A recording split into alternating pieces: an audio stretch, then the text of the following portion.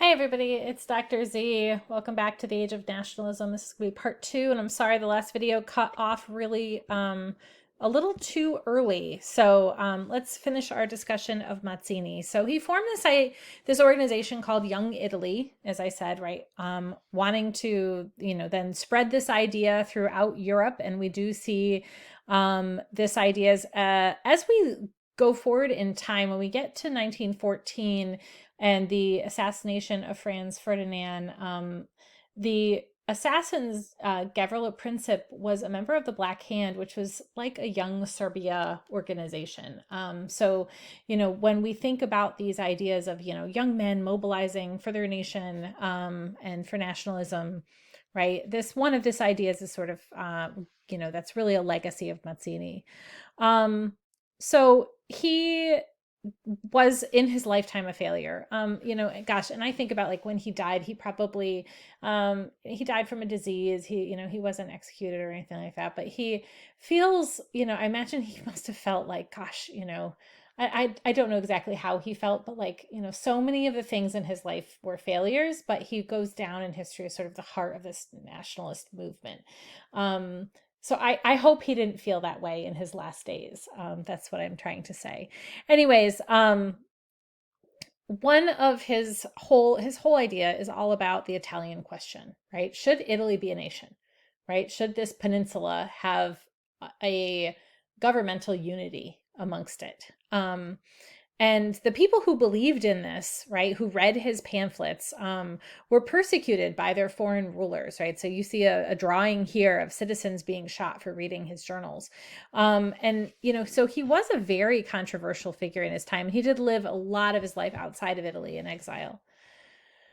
Now, one of the main characters in the Risorgimento, and he doesn't get a moniker like the heart or the sword or the brain, but this is the king who ends up actually getting Italy. He wins in the end. He's the one who gets Italy together as a country, and this is King Victor Emanuel II.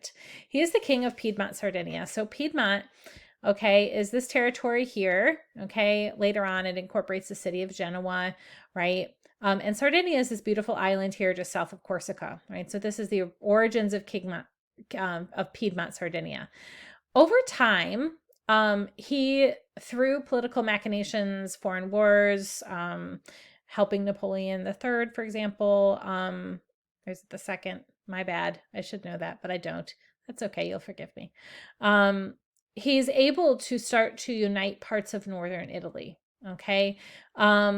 He's a really odd character. He swore a lot. He basically was out hunting all the time. He loved his horses. He had a 16-year-old mistress, which is just gross. He did make one really, like, he was an efficient bureaucrat, right? And he appointed this really, really smart guy named Cavour as his prime minister. And Piedmont, Sardinia was very prosperous. He had lots of money, lots of funding behind him. So Victor Emmanuel, will set him aside for a moment and just talk about Cavour, the minister that Victor Emmanuel appointed. While Cavour, also from Piedmont, is known as lazy and bad-tempered, all right, we want to think of him as somebody who's really logical. He was a mathematician. He was an engineer. He believed that every single problem in the world could be solved by math. Okay, so you math-minded people out there will really love this guy. He was a political radical. He wasn't very popular in the army. Don't think he had a lot of friends, but he was really very smart. And just like, even despite he had poor health, poor eyesight, a bad temper, he was lazy, but despite all of this, right, he rises through the ranks through his science and engineering, right, and then becomes a politician. He gets elected to the parliament in 1849. He becomes a minister of commerce and then agriculture, and then 2 years later he becomes prime minister, right? So in like 3 short years, he rises through the ranks, and he was a strong advocate that Victor Emmanuel should become a constitutional monarch and that he should be the king of Italy, united. And which sounds like a soccer team, but it's not. So anyway, Cavour goes down in history. And we're going to talk about a guy named Otto von Bismarck in a little bit. He's somebody from Germany, from Prussia, who had this idea of realpolitik, right? That you need to do what you need to do to get stuff done, and sometimes it's not pretty, but we make lots of we give and take a bit, right? In politics, we don't always get what we want, but as long as we get the big picture in the end, it's okay. And Cavour was like that, right? So he creates this coalition between the conservatives, who are the nobles and the clerics, and the Republicans on the left. So he said, hey, let's create this coalition between the right and the left. Let's get these opposing sides together. Like let's reach across party lines, right? To use an American parlance that we hear all the time, right? To get stuff done. And he got a lot done through this, right? He established credit lines for businessmen, lowered trade tariffs, built railways, strengthened the army, made the clergy obey the civil codes. Does he kind of sound like Napoleon Bonaparte, right? In certain ways. Okay, not with the clergy and the civil codes, but with all the other stuff, right? Limited the income of the bishops, taxed the church property, right? So he's sort of like, wow, there's like French Revolution stuff happening here, but also Industrial Revolution and lots of sort of new reforms that we associate with 19th century liberalism, right? But he's the prime minister, right, for a king. He's not a Republican, but he was inspired by Mazzini and other Republicans. So he's a really, really key factor in all of this. Now, the third guy who's important is Garibaldi, and he's known as the Sword. We'll remember him as the Sword because he's the general. Okay, I've got one of the nice things about this, right? Look at Victor Emmanuel, Cavour, Garibaldi. Photographs, people, right? Kind of neat. We actually know what these people look like now, right? I mean, paintings help, but photographs are pretty great. Garibaldi, man, what an interesting looking dude, right? He always looks so regal and stoic. I mean, he doesn't look like a general to me whenever I look at photographs of him. And anyway, if you ever go to New York City, go to Washington Square Park, there's a huge statue of him in New York City. Why? Because when he was in exile, because a lot of these revolutionaries ended up in exile for parts of their lives, and he went to New York City and became a candle maker on Staten Island during his 10 years of exile. Right? He was a New Yorker, which is kind of cool. But he goes back to Italy because Victor Emmanuel and Cavour invite him back, and they give him a ship, and they fund him to sail from Piedmont, right? Landing here in Tuscany, and then going all the way down to Sicily, right? And what is his purpose? He lands on the shores of Sicily, as we see here, right? And he starts gathering people together in what are called his 1,000, right? This is his ragtag army. And he says, all right, everybody's got to wear a red shirt, right? And we are going to kick the foreign rulers out of Sicily, right? And he goes through and he has these different battles, and there's a lot of street fighting, guerrilla warfare, and it's really exciting. And there's a really cool movie called The Leopard. Watch it. It's a fantastic, fantastic film. It's a great book too, Il Gatto Pardo, but the movie, I think for teenagers, you'll really like it. I used to teach it in my Italian class, and it was like the favorite movie that we would watch. They really loved it, but it's really shows all the really exciting street fighting and sort of one of the things that had to happen in Sicily is that the nobility, these landed elite, right, who they had to decide, right, are they going to be aligned with the Bourbon rulers, or are they going to be aligned with this new Italian general who's, a proxy for this king in Piedmont, saying, Italy for the Italians. Right. But is it right? And so they kind of really grapple with this. And it's really exciting. And some of the first voting happens and everything like that. So eventually Garibaldi makes his way up Calabria, gets to Naples. Okay. The people of Naples are absolutely thrilled. They see him as a liberator, right? You can see like, woohoo, we're so excited. We're waving the tricolor flag everywhere. Right. And then somewhere outside of Naples, now this is a bit of a fable, right? Is this real or not?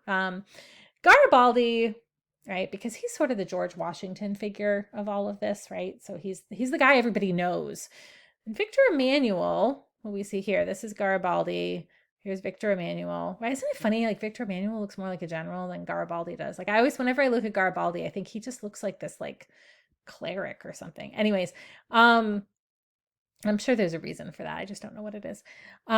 So we don't know if this really happened, but Victor Emmanuel was really concerned that Garibaldi was going to rule southern Italy because, like, let's go back to the map, right? Garibaldi took over all this territory. That's essentially half of the country, right? And Victor Emmanuel up here is like, I'm a little worried about it. So he comes down to somewhere right outside of Naples. Supposedly, Garibaldi gets off his horse, kneels down, right, and gestures to Victor Emmanuel and says, I have done all this for you, and gives him all of the territory in this grand gesture. Did that really happen? You know, it's a little bit more true than the let them eat cake thing, but, you know, still it's makes for a good story, right? Anyways, the reality, though, is that Garibaldi retires, and Victor Emmanuel then becomes the king of southern Italy as well.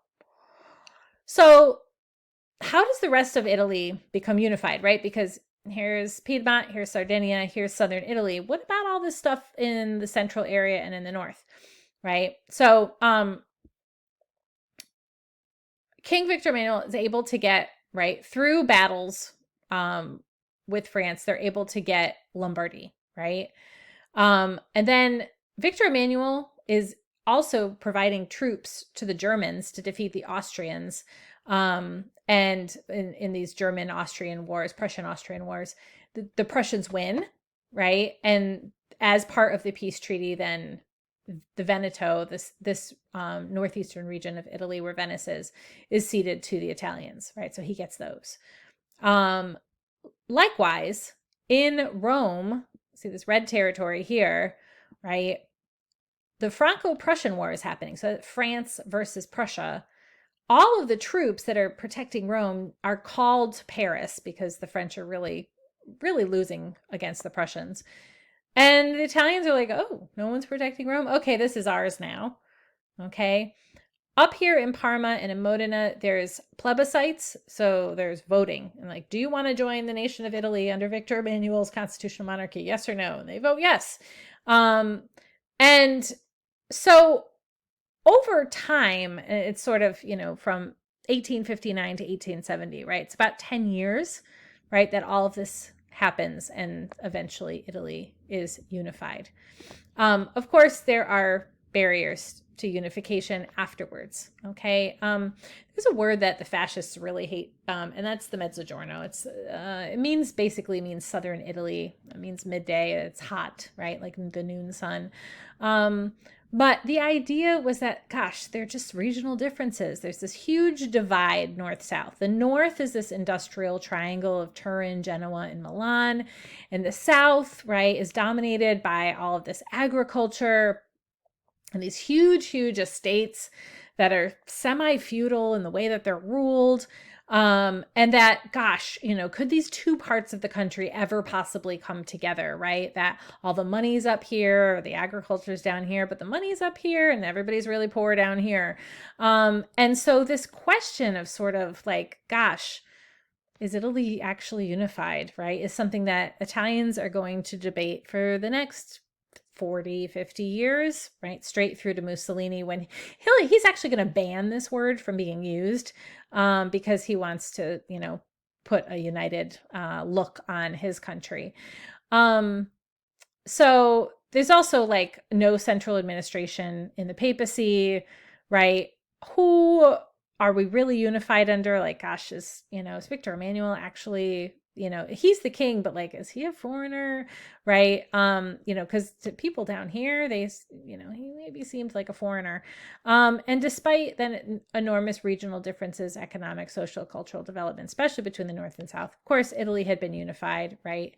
But again, this unification doesn't magically make everyone feel Italian, doesn't make everybody speak Italian. That comes later with public education. And that's about it. So stay tuned. We're going to head to Germany next. Okay. Thanks a lot.